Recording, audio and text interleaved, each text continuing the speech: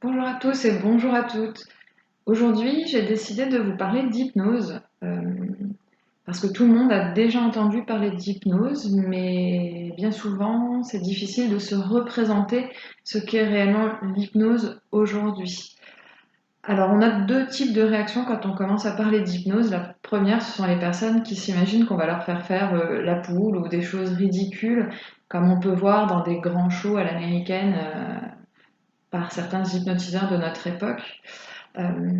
Et puis il y a une deuxième réaction, ça va être de s'imaginer qu'on est en face d'une personne qui a des pouvoirs magiques qui vont nous permettre d'arrêter de fumer comme ça, même si on ne l'a pas forcément décidé soi-même.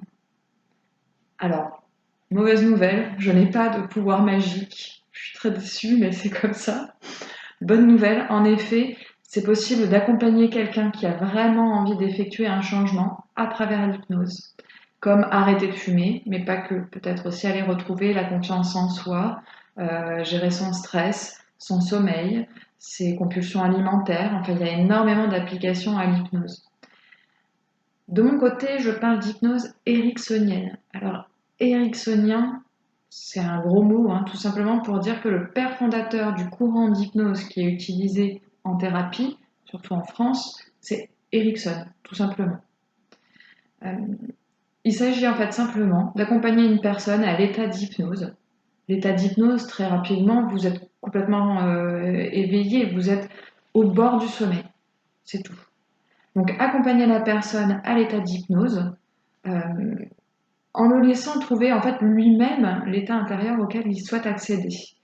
Euh, et pour que la personne puisse en fait retrouver des ressources qui sont enfouies dans son inconscient, dans ce qu'il y a de plus profond en elle, tout ce qui peut être refoulé, les instincts de survie, les instincts d'amour de soi par exemple. Et dans cet inconscient, on va pouvoir aller retrouver en fait des savoir-faire ou des savoirs, des savoir-être que notre conscient a mis de côté. Euh, Par exemple, quand on était petit, on savait tous apprendre très très vite, on était très curieux, et puis en grandissant, on met un peu cet aspect-là de nous de côté pour être plus rapide, pour être plus efficace.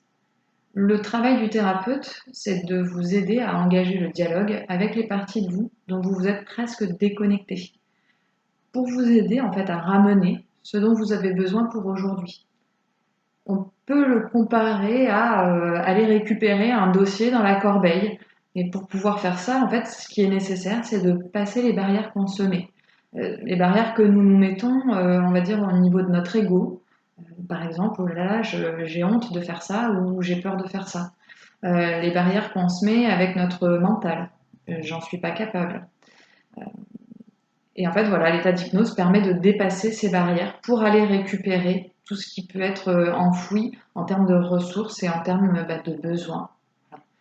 Mais quoi qu'il en soit, c'est toujours le consultant qui garde le contrôle. Le consultant sait exactement ce qui se passe. Il est impossible pour quelqu'un qui pratique l'hypnose de faire faire à quelqu'un quelque chose qu'il ne souhaite pas faire. Tout ce que vous pourrez faire, c'est ce que vous avez décidé de faire. Et il faut pour ça que vous ayez vraiment décidé de le faire au plus profond de vous-même.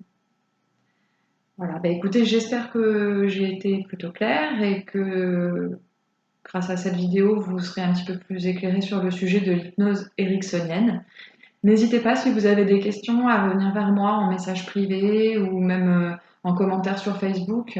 Moi, je reste à votre disposition et puis je vous souhaite une super belle journée. Au revoir.